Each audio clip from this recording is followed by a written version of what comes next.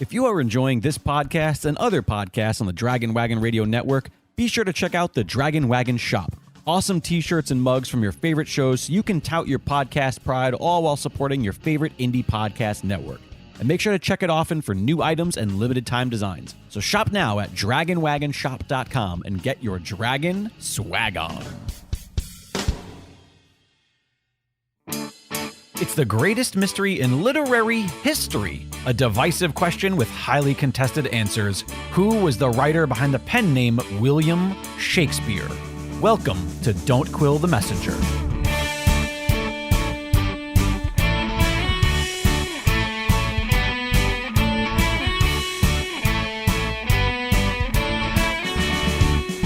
Here's your host, Stephen Sable. Here we are to talk today about a very interesting topic, Shakespeare and the law.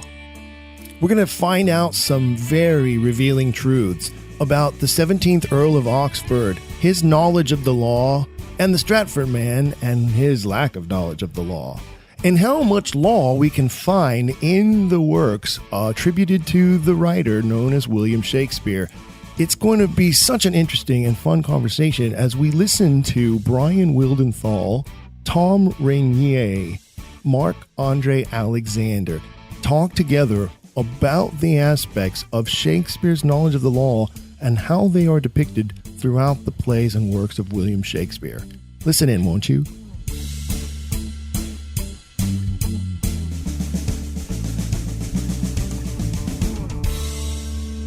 Welcome, this is Bryan Wildenthal, and we're here for an episode on Shakespeare and the law. I'm here with two of my friends, Tom Regnier and Marc-Andre Alexander, and I'll let them start off introducing themselves. Well, hi, I'm Tom Regnier. I'm a lawyer, and I've taught a course on Shakespeare and the law at University of Miami School of Law, and one of the things that really got me interested in the authorship question was Mark Twain's book, Is Shakespeare Dead?, when he talked about the idea that the person who wrote Shakespeare's plays had to have been a practicing lawyer. And so I read that around the time I was starting law school, and so I really got into that. I ended up writing a paper, a law review article on Shakespeare's knowledge of the law, and been interested ever since. You've been in the trenches practicing law in Florida. Tom has a busy law practice there. I'm an academic. I've been a law professor for 24 years. And so Marc-Andre Alexander, I'll just say first name's Mark. What's your connection to law? It's a little bit more interesting in your case. You're not a lawyer as such, but you've written a lot about Shakespeare and the law. Yeah, and surprisingly, lawyers assume I'm a lawyer, and once I tell them, I can see their eyes go, what? I started out in college as a computer programmer, but then I sold some magazine articles, and I ended up, I'm going to be a writer, might as well go with English, and I didn't know what I was getting into, but I had a great professor who turned me on to Shakespeare. I'll tell my story more about that later, but at some point I began to realize, hey, there's something going on here that's different than what I've been told. And you've taught legal writing, actually. I taught, to paralegals at a business college, because a dean of a law school happened to overhear my talks on business writing and thought, hey, I bet that guy can do better than the lawyers I have doing it. So I did that for a couple of years, and they were all very happy with it. Yes. Lawyers need a lot of help when it comes to writing in plain English. We do try to stress that. And that's how I got into law teaching, actually, was teaching legal writing. And that's the most challenging, important part of law school. So, and the textbook was great, so I just loved doing it. And the dean was very happy with what I was doing. Yeah, I've also taught legal writing. So, that's very important, very basic. I didn't realize we all have that in common. And that's, here we are to talk about, the greatest writer in the English language, many people would say, and there's so much in Shakespeare. And we were talking earlier about how even the sonnets, the love poetry, is just run through and through with legal language. So it seems like Shakespeare was a poet who thought and breathed and wrote. It shows up everywhere. Language. I mean, it's amazing for me.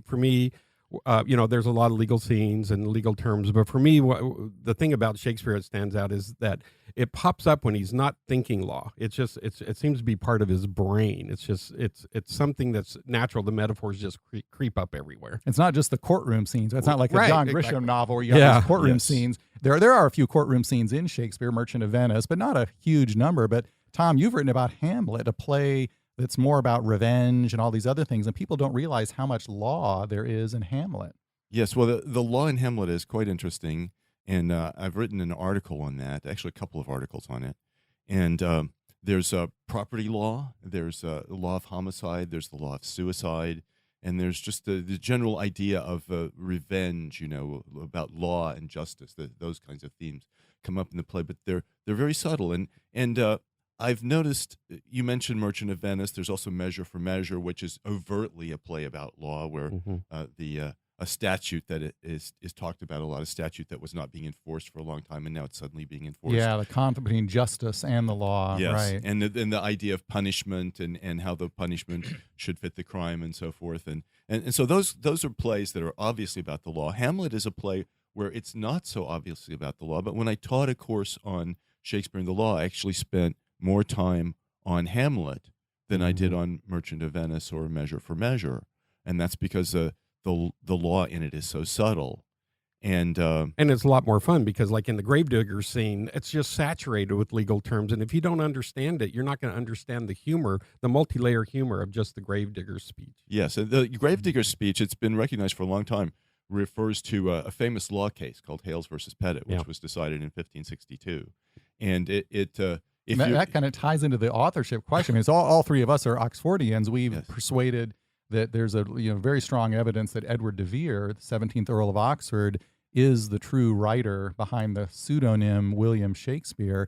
And when you look at these references in Hamlet to Hales v. Pettit, so this was an 1562 case. Of course, that was when Shakespeare of Stratford was -2 years old. Yes. So it was like a 40-year-old case. I'm sure he heard about it in the womb when it was. Yeah, I'm sure this was discussed. Like, they weren't pounding this one into the case wasn't even in English. Right, the case, it was only available in what they call Norman law French, which is an obscure legal language, and I'm sure they weren't pounding that one into these young boys at the Stratford Grammar School. There were actually two different versions of the case that were written, and one was by Plowden. It's about 20 pages long. And even when it's translated into English, it's extremely dense legal prose. It has sentences that are nearly a page long. I can remember falling asleep as a first-year law student to some of these cases. Yes, exactly. And so, I mean, even if you could read law French, it still took a lot of legal training to just be able to parse these different decisions. And then there's another version of it. It's shorter. It's about 4 pages long by Sir James Dyer, but it wasn't even published in a printed book. It was written in a manuscript form that would have been passed around. And this idea that Shakespeare was a lawyer goes back, I think, to 90 with Malone. So it's been like 100, almost 150. Yeah, Edmund Malone, who was himself a lawyer and was like considered the first really serious scholar to really study the works of Shakespeare. Yeah. He himself said that he felt like the works indicated whoever the author was had a deep, intimate knowledge of law, right? Yeah. I mean, 18 years ago when I was doing this research, I had access to the Stanford Law Library, so I was able to just go through anything that had anything to do with law and the history of it, tracing it back. And it's amazing how the conversations went back and forth and the detail that comes out. And then later, Stratfordian authors, once they start getting concerned about Edward de Vere, there's somebody talking about this guy, they start coming up with all kinds of excuses not to talk about him as law. And what I noticed was that you have Orthodox scholars who, when they're not thinking authorship, they're just praising Shakespeare's law to the sky. But as soon as somebody brings up authorship issues, they're like, no, he learned it at the Universal Tavern of Knowledge. He had friends or something. And that's just not how education works. Yeah. And Stratfordian, of course, we're referring to, the people who adhere to what is the academic, sort of the orthodox, overwhelmingly accepted academic view that William Shakespeare of Stratford was the author. So we've touched on a few reasons why it's hard to fit the idea that the Stratford guy was the author, given Shakespeare's knowledge of law.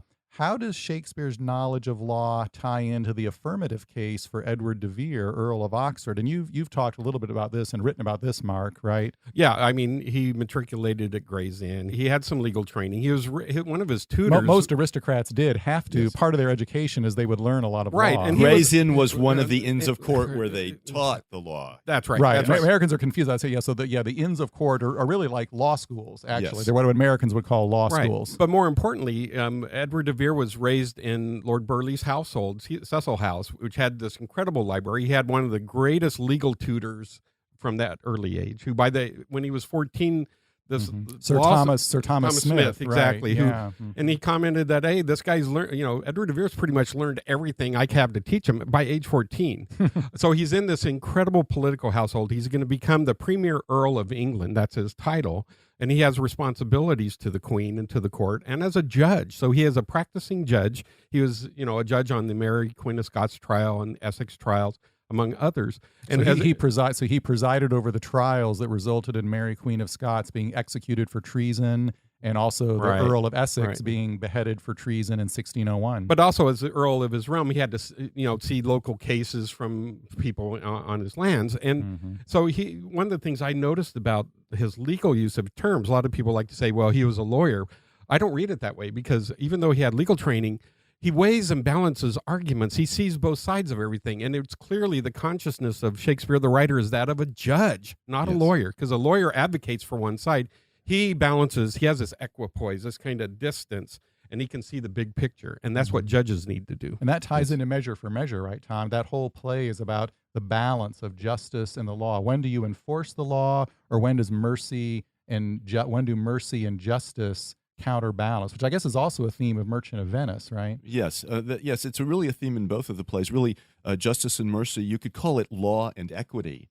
And in England in those days, they had two different kinds of courts. They had law courts, which very strictly applied the law. They would apply the letter of the law, as we would say. And then there were equity courts, which were really more about applying the spirit of the law. And they would sometimes an antidote to what the law courts were doing, so they could soften some of the too harsh results that you might get from a law court. Yeah, it's fascinating. And we still, even in modern law, where we've merged law and equity, we refer to equitable remedies. It drives my law students crazy. They're always like, what is this? How are law and equity two different things? And it goes back to this ancient British division that they did divide it up that way. A great quotation, we talked about Edmund Malone, who was a lawyer, and he commented, this is like back in 1780, he said, the Shakespeare's knowledge and application of legal terms seems not to be acquired by casual observation, but has the appearance of technical skill, and he is so fond of displaying it on all occasions that there is some ground for supposing he was early initiated in at least the forms of law, which confirms exactly what Mark was saying, that he was tutored by one of the leading lawyers in England. And this, again, this was 1780, at a time when very few people were raising authorship doubts. But another interesting point is, if you go, we talked about, is he more of a judge or more of a practicing attorney? Another way of looking at it is whether Shakespeare, is he just showing off legal knowledge? Is he trying to stick in a lot of trial scenes? Or is this really kind of the language in which his mind works? Does he just think in legal terms? So there's a great quotation. Richard Grant White, who was a writer in 1865, observed that, quote, legal phrases flow from Shakespeare's pen as part of his vocabulary and parcel of his thought. So he's just living and breathing legal language. And the weird thing is, if you look at the sonnets, the love poetry, there's some of the richest references to law, even though obviously they're not about trial scenes. Yeah, I mean, an article could be written just on the sonnets and the law that comes up all the way through, even in where areas you don't even realize it's legal terms. Yeah, I mean, Tom knows all. Tom knows about this. I know almost everyone's heard of Sonnet 18. Shall I compare thee to a summer's day? But Tom, take it away. There's some fascinating legal terms in that and in other sonnets too. Okay, well, I'll tell you that when I taught the course on Shakespeare and the law, I would start off our first class. I gave the class 6 sonnets of Shakespeare's that have legal terms in them, because I think these are kind of in microcosm what you see in Shakespeare's works generally. And I started off with one that has a lot of obvious legal terms in it. And I said, that's kind of comparable to Measure for Measure and Merchant of Venice. This play is about the law. Which one is that? It's not number 46. I'm going to read it. Okay. Going to read it in just a second. And and then I would go to another one that has legal terms in it, but it's not so obvious. And it's more like what you get with Hamlet, where the legal issues are not right there on the surface, but if you really dig into it, they're there. Right, and what you're alluding to there is anybody who's a master of something, like a master mathematician, and he gets his master's or PhD in complex mathematics. If he's to write, he's going to naturally think in metaphor in mathematical terms, and they'll naturally pop up, and that's what you're alluding to in these kind of indirect places where they pop up. Exactly, yes. And then, of course, at the end, I give the example of the sonnet that has the line, "Let me not to the marriage of true minds admit impediments." And I have people read the whole sonnet, and I say, okay, so what legal terms are there? And people sort of go blank, and then I say, well, impediments. That's actually a legal term. That was something that might prevent you from getting married, like you'd been married before, or you were underage, or something like that. And but people don't realize it's a legal term. But things like that pop up all the time in Shakespeare that are actually terms that have both an ordinary everyday meaning and also a legal meaning, and those come up quite I frequently. mean, it's funny because 18 years ago I wrote a 30,000-word article on Shakespeare's knowledge of law, but you come up with some stuff that I missed. It's like I thought I had covered so much, and there's just so many different things. The question is, and again, if the author was a non-lawyer, there are a lot of ways you could speculate. Sure, he could have talked to lawyer friends or picked stuff up and stuck in a lot of trial scenes. But would a non-lawyer who's writing love poetry, read Sonnet 18, "Shall I compare thee to a summer's day? Thou art more lovely and more temperate. Rough winds do shake the darling buds of May, and summer's lease hath all too short a date." Now take a look at that fourth line. It's like, what? He's talking about a real estate lease and when it expires. I mean, how romantic is that? So Tom, you've talked a lot about a number of sonnets that seem saturated with legal language, right? Yes. Well, yeah. Let me go back to the first sonnet that I gave my students when we were starting to look at law and Shakespeare sonnets, and it's number 46, and it goes like this. And I'll kind of emphasize some of the legal-related terms in it. It says, "Mine eye and heart are at a mortal war, how to divide the conquest of thy sight. Mine eye, my heart, thy picture sight would bar. My heart, mine eye, the freedom of that right. My heart doth plead that thou in him dost lie, a closet never pierced with crystal eyes. But the defendant doth that plea deny, and says in him thy fair appearance lies. To decide this title is empaneled a quest of thoughts, an inquest, like a jury of thoughts, all tenants to the heart." There we go with leases again, tenants like on a lease. Leases, yes, exactly. "And by their verdict is determined the clear eye's moiety," that's its share, "and the dear heart's part. And thus mine eye's due is thy outward part, and my heart's right, thy inward love of heart." And it's not surprising Edward de Vere had a lot of tenants and a lot of leases and a lot of land that he sold. So it was a thing on his mind for years and years and years. In some ways, you almost have to be a lawyer to recognize all these terms like right, plea, panel, tenants, moiety, all these things which are really legal language. Yes, and yes, and at the beginning, I don't think you notice it quite as much. You have words like right and freedom, and of course, those have legal implications, but then it just builds and builds, and you get more explicit legal terms.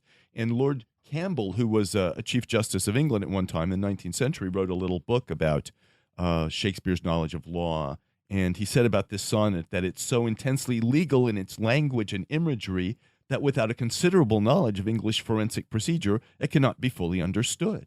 And that was an example of a sonnet with very, very conscious legal framing. But other sonnets, he pops up with these words naturally, like 18 that you mentioned, so that it's like he was saturated in the law. So legal metaphors naturally came up, and there's something about the mastery of a topic where at a certain point it's not about knowledge; it becomes innate, and you just would naturally think in legal metaphors. This is why a great mathematician would think in mathematical metaphors. Yeah. So any area of mastery.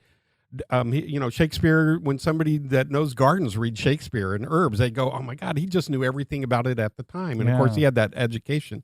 So what happened? I mentioned I might have said this before, but anybody could stick in a lot of trial scenes. But the thing was, it wasn't just law; it was almost every topic. Too. So you have George Bernard Shaw who comes along and says he's angry with Shakespeare because it's like Shakespeare covers everything so brilliantly, all of life, that later writers feel like they're just writing the crumbs from Shakespeare's banquet. Yes, there are several books written about Shakespeare's knowledge of medicine as well, and these are based on books that were originally written in Latin and Greek, were not generally available to the public, and most people wouldn't be able to understand them anyway. And at a conference a few years ago, we had a doctor who was a neurologist who spoke about Shakespeare's knowledge of neurology. as evidenced in the plays. So his knowledge was actually that specific and that technical, based on the science that existed at the time. And I remember that. I remember that, Tom. And in fact, that Shakespeare shows a very subtle and sophisticated knowledge of mental illness as part of that. Yeah. He also, I remember a talk on Shakespeare's knowledge of astronomy and connecting the plays to this knowledge of the times. It was like he was always up on the latest books, the latest discoveries. He was right there with them. Yes. I was going back to on the sonnets, and one that I know you've taught and written about, Tom, is Sonnet 134, and Shakespeare refers to the statute of thy beauty, which isn't the normal thing you would use to win over a lover. Refer to the statute of thy beauty. It's like only a really nerdy lawyer is going to be wooing a lover with that kind of language. Yeah, that wasn't a considered thing. That was something that naturally came up, and this is why understanding Shakespeare's knowledge of law becomes so fascinating. It isn't like Ben Jonson. It isn't like Marlowe. He had a knowledge that was very particular, and he was using legal terms that nobody else was using, and it comes up everywhere. I think also with Ben Jonson, a lot of times you'll find the mention of legal terms is something he could have just copied out of a law book. Right, exactly. Or he could have heard those legal terms. It doesn't necessarily show that he understood what the terms meant. He's just throwing them around. And they don't come up naturally in places where law is not being mentioned. Shakespeare's the only one that seems to just naturally flowers, like in the example with statute. Let's talk a little bit. We've talked a lot about. It's easy to see why lawyers are kind of drawn to Shakespeare, because they respond to this rich legal terminology. They almost intuitively recognize that this writer was someone who kind of knew law, knew the jargon. Why is it particular, though, that lawyers often seem drawn to authorship doubts? Yeah, this kind of reflects on my interest, because when I was in college at university, I had this great professor who taught me not to read secondary sources. Read Jane Austen directly. You have the intellect to handle it. Read Aristotle's rhetoric directly. Don't read commentaries on it. You have the ability to weigh and measure these. And when you read things directly, you find secondary sources, a lot of them just don't know what they're talking about. Often they're off on their own agendas. I find I was one of the few people in college that would read a Supreme Court decision to just see who the commentators were that actually read it, or they were just mouthing other things. I did the same. This is when I knew I was a nerdy student destined for law school. When in my spare time as an undergraduate, I'd be reading Supreme Court opinions. Yeah, exactly. How weird is that? So I'm in a bookstore one day, and I come across this big tome called The Mysterious William Shakespeare by Charlton Ogburn Jr., and it's like over 900 pages, and it's talking about somebody else being the author, and it's like, what? And I wasn't thinking of buying it because I didn't really care that much. But I noticed that the foreword was written by the famed historian David McCullough, who, wrote Truman and John Adams, and he had received the Presidential Medal of Freedom, the highest civilian honor you can get. And he was saying he had known Charlton Ogburn, I guess, for 20 years, and in the early 60s, they were talking about Shakespeare and this guy.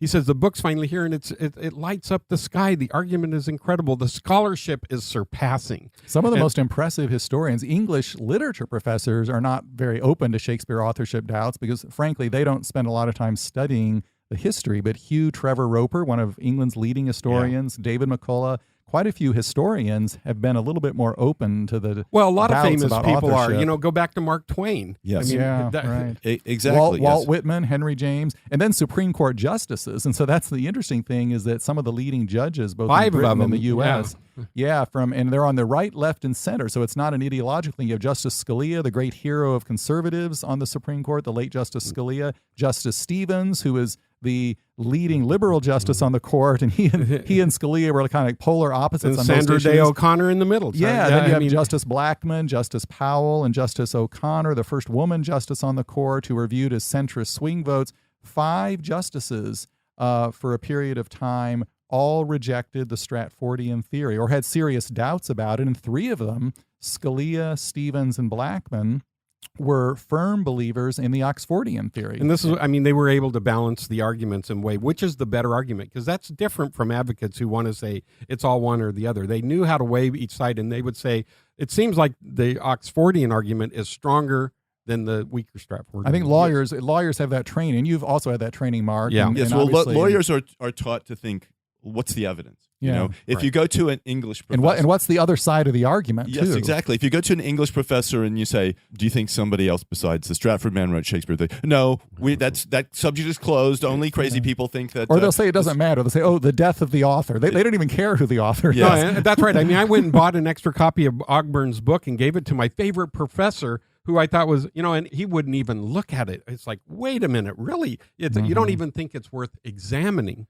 Yes, and I know, but in 2004 there was a symposium at the University of Tennessee College of Law about who wrote Shakespeare. It was called an evidentiary puzzle, and a lot of lawyers came to that. And at a law school, they're open to it. And I taught a course on Shakespeare and the Law at University of Miami School of Law, and had a whole class on the authorship question. And you cited my article. Thank you very much. Yes, I did.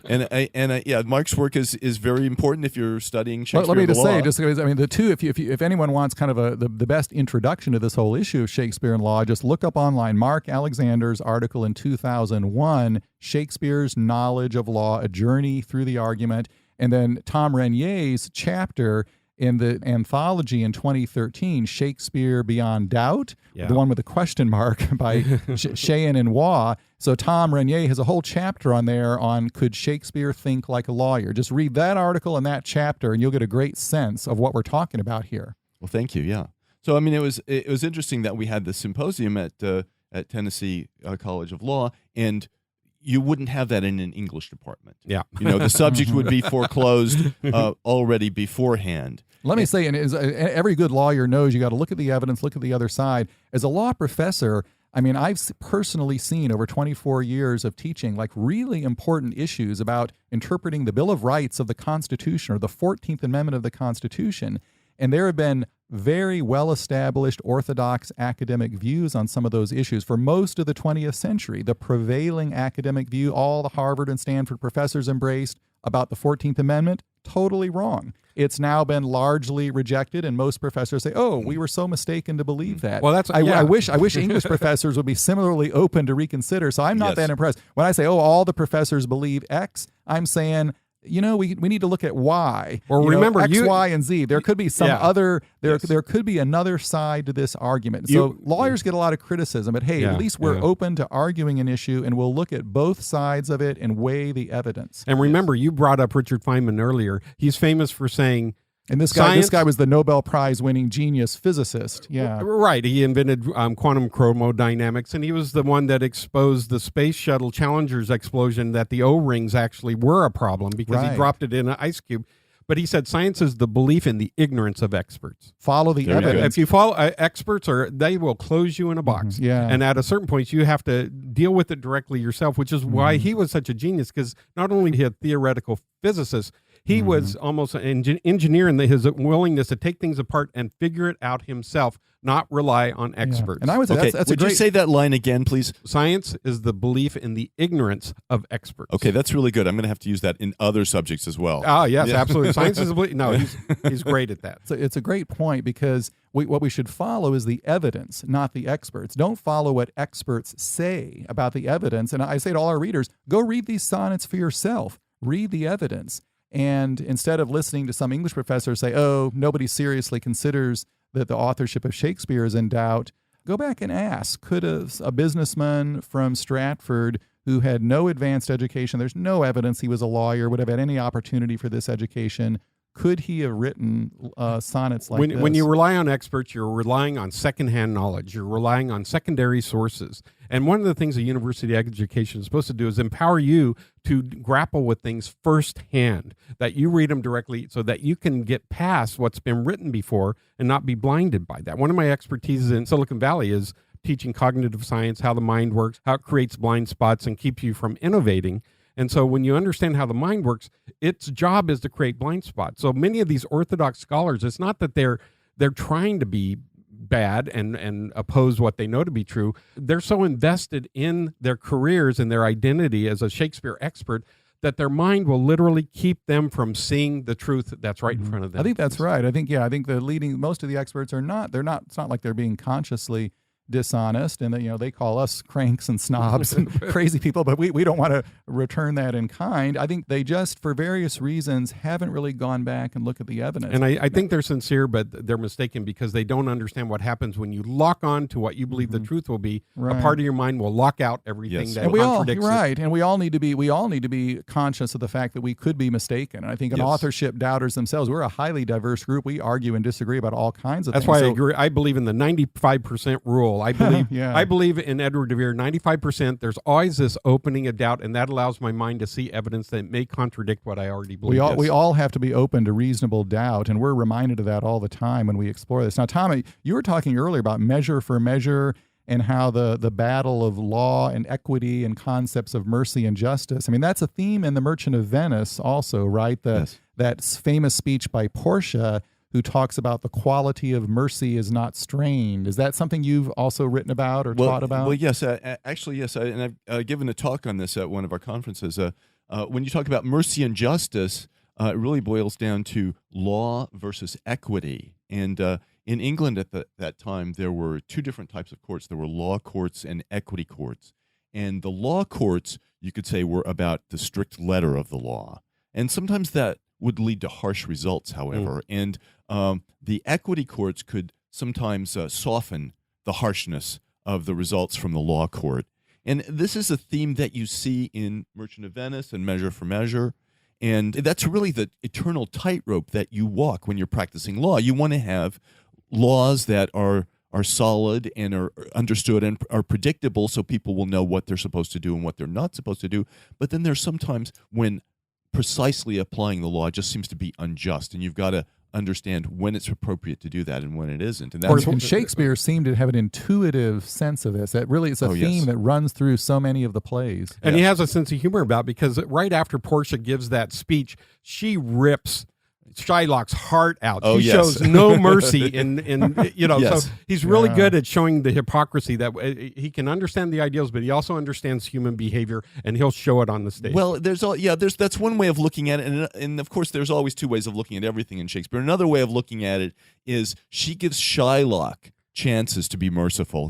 She says, well, why don't you get a surgeon to come in case he should bleed to death? He's, no, doesn't say that in the contract. I'm just a strict letter of the law. So she's basically says to him, okay, you want strict letter of the law? We're going to give you strict letter of the law, and yes, you can take his pound of flesh, but if you take any blood, sorry, that's it. You're gone. But then she rips out his Jewish identity. She takes his soul from him, and that for me was unforgivable. Well, I think that's for me though. It shows this. We admire this writer, but he was a product of his times. He had the prejudice, racial prejudice, religious prejudice. He somehow, he creates Shylock as this memorable. No one forgets Shylock. He's such a memorable character. So even if anti-Semitism was so deeply embedded in this culture and society, this was a writer who created a Jewish character, on the surface, the villain of the play, and yet he's the character we remember and we sympathize with. And the most humanity in a lot of ways. Because remember, every single one of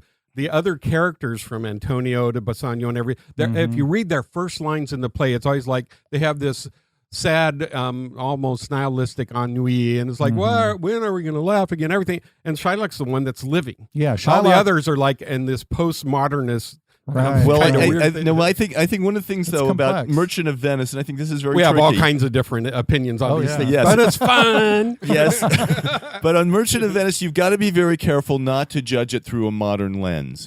And look at what the ideas were at the time. And I mean, it's sad to say, but in those days in England, anti-Semitism was not a controversial subject, right? So it's ingrained into the play, and that's too bad. But of course, Shakespeare does so much to make Shylock so much more than just this stock figure. It gives him much more humanity, but he's still a nasty guy in a lot of ways. I find that there's two ways of reading Shakespeare. One is as drama, as a theater, but a lot of it is poetry. And Shakespeare, as a poet, will always give you the truth underneath the appearance on the stage. Well, what an interesting and exciting topic to learn about today on Don't Quill the Messenger with our special guests, Bryan Wildenthal, Tom Regnier, and Marc-Andre Alexander, talking about Shakespeare and the law. We hope you enjoyed today's episode. If you did, go rate and review us. That's Don't Quill the Messenger, revealing the truth about Shakespeare authorship. Also, don't forget, Don't Quill the Messenger is brought to you by the Shakespeare Oxford Fellowship. If you want more information, please visit shakespeareoxfordfellowship.org. That is your source and resource for answers to questions about the Shakespeare authorship mystery. I'm your host, Stephen Sable. Looking forward to being with you next time on Don't Quill the Messenger. Keep asking questions. If you've enjoyed today's episode, please leave a rating and review in your podcast player. For even more, visit our website, don'tquillthepodcast.com.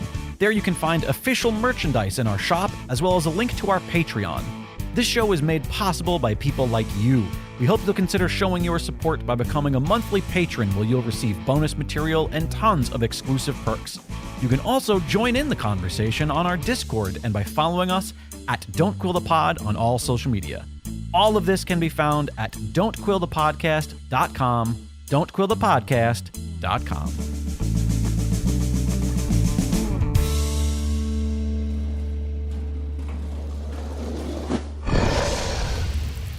It's Dragon Wagon.